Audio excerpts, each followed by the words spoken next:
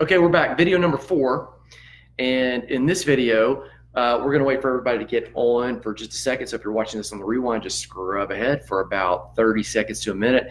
In this video, and I don't know how Jason is always the first one on. Always on it. He's got an active trigger finger. Like, what's he doing? Just driving around, or just sitting at the coffee shop, just kind of waiting. So, there's Khalil. We should give that boy something, all right? There's Jocelyn. Something. Okay, so how you guys liking the Christmas guy shirt? Usually, like, have on black or gray or like dark blue or something. Tis the season. Yeah, it's just the season. Like, there's a great story behind this that I put on Instagram earlier, like on mine, not on the Oily App one. Jason says it's nap day. It's nap day, but you're not napping. Like, you're just watching. It's just hanging out. It's lay down, scroll your phone day is what he means. That's what it is. Oh, okay. All right. So here's how this thing is going to rock and roll. In this one, we're going to give you a few more tips and tricks, and then talk about like one thing that nobody really likes to talk about, which is, let me just say it. Let me just kind of roll into it this way. So a couple months ago, my parents live in Huntsville, and so I was up here doing something. I don't know. Went over. Maybe I think it was coming down from Nashville because I had shot some video that day with the Veterans Project that I was doing, a PTSD project that some of you guys have heard about, seen. So on the way from Nashville down, after shooting that video, I decided, hey, I'm gonna be the good son. We'll go over and see my mom and dad. So I'm over there and talking about, hey, what's coming up? And I told them, I said, well, I'm going to go do this climb, Mount Kilimanjaro. We're going to go raise money for Hope for Justice, which happened. I mean, we raised, what, about $300,000, something like that. Yeah. And my dad said, well, you need to train now. Like, you can't just show up and climb. Like, you're in your 40s now. I am. And I told him, I said, well, like, I'm not going to train for the climb. Like, I'm just going to keep doing what I've been doing, because a couple years ago, I was 50 pounds heavier, was overweight, out of shape, sluggish, had all kinds of body issues, digestion rack, couldn't sleep through the night. Bones would literally creak when I got up, walked like I was 70, 80 years old. So I kind of had like these arthritic looking type conditions when I'd walk until my body got moving, which like 9 or 10 o'clock in the morning. It was really weird. All that changed once I started, exercising, losing weight, eating healthy, right, getting enough rest. It was all a total package. And so what I was telling him was like, I'm not going to train for the climb. I'm just going to do what I've been doing. Okay. That leads me to this. You can't just show up and climb Mount Kilimanjaro. I think there might have been some people that tried it who didn't make it to the top. They had to go back because I don't know that. It's just their training. There were four that did not make it to the top. They had to still did phenomenal. They did phenomenal, but I think all of them said at one point, that they felt like that their training was not sufficient for what they were trying to do. Well, you can't just show up, right? You can't. You've got to think long term. And so I think one of the things people forget about is that the future you, like the you that's 6 months out, the you that's a year out, the you that's 4 years out, 5 years out, 6 years out, is the current you plus whatever you do every single day. When I was looking back over, kind of my health history, when I was in college, I was in phenomenal shape. I actually ran it was the Vulcan Marathon at the time, and I won my age division. Now, in fairness and in full disclosure, I did not run a really fast time. Right. It was a decent, good time, but all the guys who could really run were running in college, and so they were excluded from being able to run. So it kind of cleared out my age division where all the like real elite runners were gone. Yeah. But the point was like I could make the marathon and do it sufficiently well, but then I was 50 pounds overweight, just 15 years later, 16 years later, 18 years later. When I look back over the trajectory of it, the best I can figure out is I gained 1/4 of a pound a month. For all those years. Now, 1/4 of a pound a month that I gained, that's virtually unnoticeable in the moment. I mean, it's unnoticeable from month to month. It's unnoticeable from quarter to quarter. It's even unnoticeable in a year. It's only like 4 pounds. Like that's, I could go eat right now and put that on, right? But it was a long-term proposition. Like unhealth is generally a long-term proposition. Unhealth doesn't happen overnight. Okay, so like that'd be something like you're gonna write down. Unhealth doesn't happen overnight. Health doesn't happen overnight either. You just start taking steps. And one of the best ways to do that is you guys have found is you talk about essential rewards. And so I think we Yeah. kind of shift gears and talk about. Yeah, sure. No, totally. Going on the hike, it's easy to think about, okay, I got a plan for this hike. I've got, besides my regular, for me, I do, obviously you see my CrossFit shirt. I go CrossFit 4 or 5 times a week. So that was the physical aspect. But then, okay, we did some research about all the arsenal, the stuff that Greg uses, supplements. So it was all this, hey, also the insect repellent, which we have back here, because that was technically, I guess, a malaria country. So, mosquitoes, first 2 days is rainforest. So when you get that high, you leave them behind though. Like, I took the wipes. The wipes were a better packing option than that. But yeah, exactly. You get high enough. It's cold enough. There's no mosquitoes anyway. You're right. Nothing up there. Almost nothing living is up there. Except people who are paying to be there. Right. But so you get this mill where you're planning for the hike. You get here's what I need for my on Amazon. I need this backpack, these clothes. You plan all these things out because you're like, okay, I need this trip to be successful, both in for what I have for my body externally, what I have for my body internally, and so you give all this focus to that. And obviously that's very different from your normal routine of life. And but then it struck me, a lot of times people don't think, or they're not proactive about their taking care of themselves unless they're forced to, or a situation arises or something happens, or maybe you have a crisis moment where you're like I'm 50 pounds overweight, my joints hurt, or I just, maybe some guy my same age bracket did something that was phenomenal. I remember when I started running Ragnar's. Dr. Grant was 55 at the time, 58. Yeah. And he's running Ragnar's. Smoked you. And I'm like, at that point I was 25, 30 pounds heavier. Yeah. I gotten out of shape, was a great, high school athlete with a chance to play Division I basketball, 175 pounds, slim trim, could occasionally dunk a basketball to not. You could dunk? On occasion I could rattle it in at 5'11". Yep. I spent hours and hours and hours training every day. So 4, 5, 6 hours a day. So to get to where I wasn't, and then realizing that I had to make serious changes and decisions, that it wasn't just like I'm going to go on and do a fad or do a diet or whatever. Like I had to have a lifestyle change. Right. And this has to become my new norm. Kilimanjaro's been great for me. It was great for me too, because my goal is to get to 190 weight-wise. More so body composition for me is more important, but that's a good barometer for just knowing that I'm eating healthy, I'm doing things right. And so I'm down since going. I'm actually down double-digit pounds since Kilimanjaro. And I'm getting close to that 200 level, to where now I'm getting but just realizing that there has to be a shift in how you think and how you choose your lifestyle of health.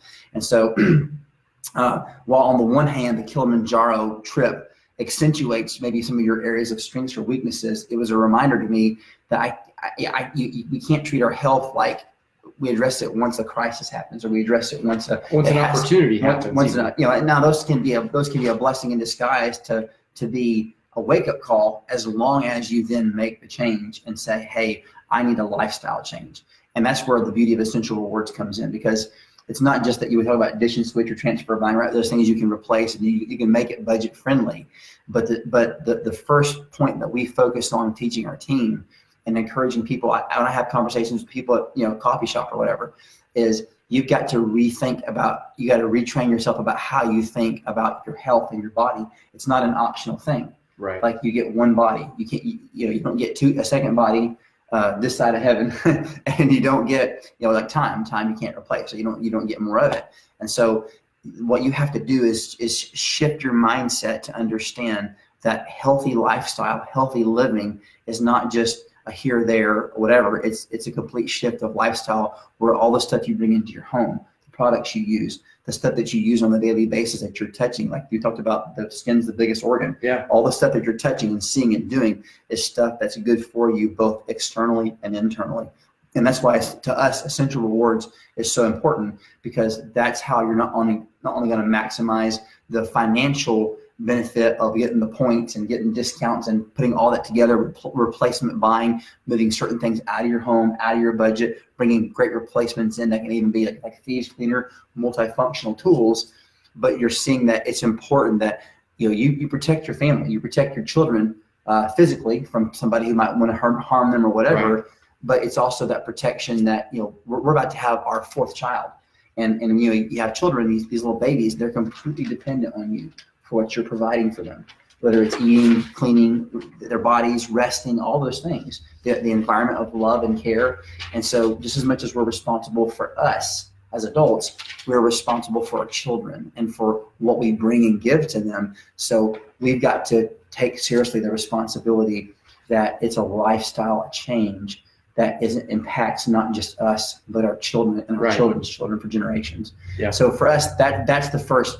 Once the conceptual understanding of why essential rewards is so important sinks into your heart, then the other stuff of, okay, the functionality of what can I use for this or that takes care of itself. If you can understand and see that the important thing is that you change completely the lifestyle mindset of what you're willing to bring into your home and into your body. Okay, so it sounds like what you just said was like leading with the concept of health, of toxins out, healthy stuff in. Yep.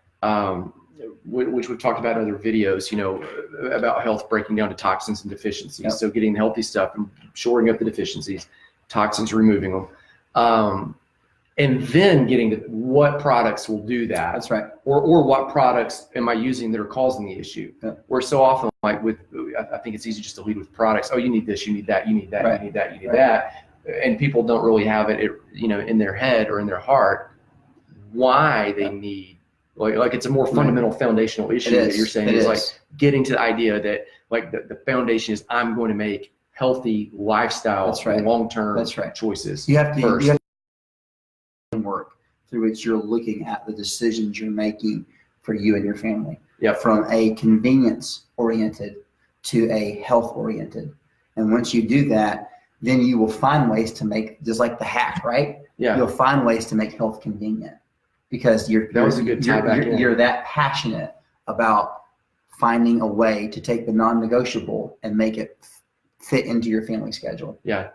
And I think, it doesn't mean like people always ask the question, go, well, what if I run out of toothpaste or what if I do this? Well, I mean, you plan, and you put those on the essential rewards orders. And then the reality is, this is probably going to commit sacrilege to somebody watching this. But I mean, if you like in a pinch, in an emergency, run down the street, the Dollar General's right there, the Dollar Tree's right there. We're not order the stuff, get it shipped to you, and then just get rid of the toxins as soon as you can. Like sometimes you just make the best decisions you can. Our almost 11-year-old is getting BO, right? Body odor. Yeah. And so if we're out of deodorant for some reason and the oversight happens, we also it happens. We have the crazy. We homeschool. We work from home. Everybody has their own crazy. Okay, so we all have, whether you homeschool or not, whether you work from home or not, everybody has their own crazy, and it happens. So I'm not going to send my 11-year-old to a social gathering smelling like he's roadkill.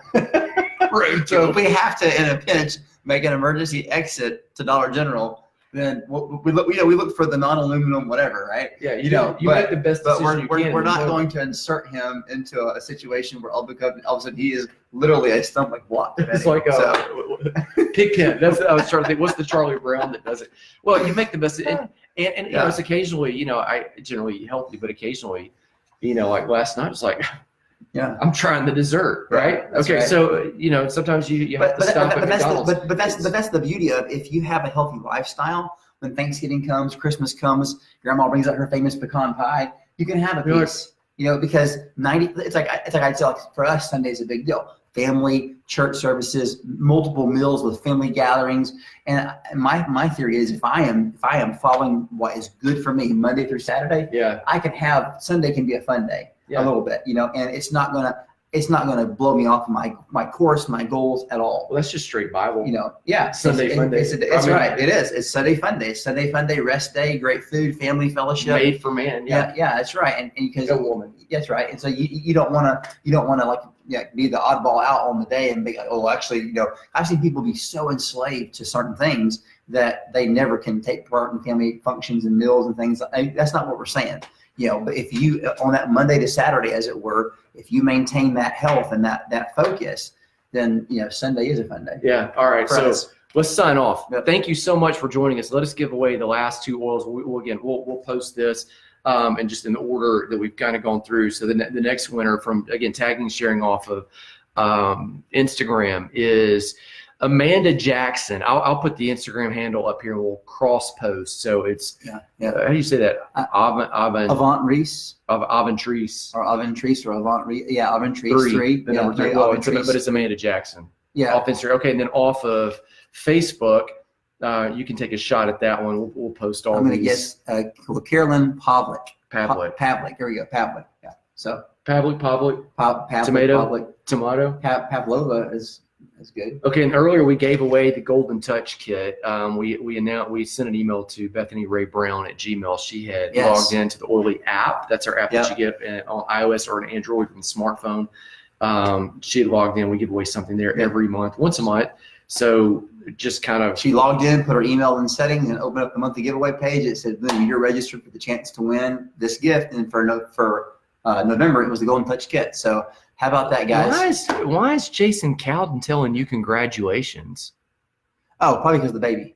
Baby coming. Oh, yes. It's the due date is like the 20th or so, or around Christmas. But our last one was 2 weeks early, so all right. I think it could be soon. These have all been women. Yeah. Like I think we should give away something to a dude.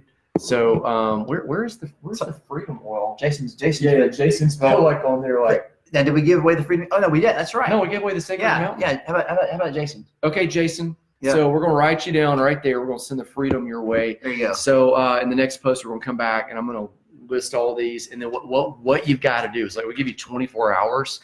So you got to once we tag you or whatever. Once we tag you, you got to pee on us because 24 hours PM. I mean, we used to do this, and like months later, you go, "Hey, I want a bottle of lemon." Yeah. Back last December, we gave away. We know where it is. So the 24-hour rule, we gave away 4 things last month.